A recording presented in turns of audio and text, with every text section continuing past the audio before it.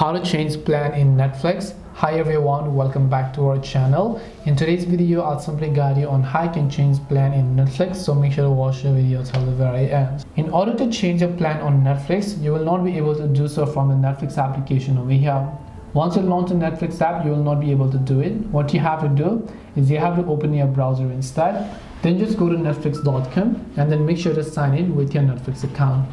Once you sign in with your Netflix account, what you want to do is just tap the three lines option here. Once you tap the three lines option, you want to simply go to this option known as account. Once you come to account, just scroll down over here. You'll find this option called plan details, and then you'll find your current plan. All you have to do is just make sure to tap the change plan option here.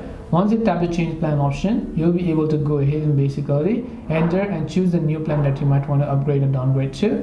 Select them, tap on continue, and your plan on Netflix will be successfully changed. This way you can change the plan in Netflix. Hope this video is very helpful. If you have any questions, then feel free to leave them down below. Thank you for watching till the end, and see you soon in the next video.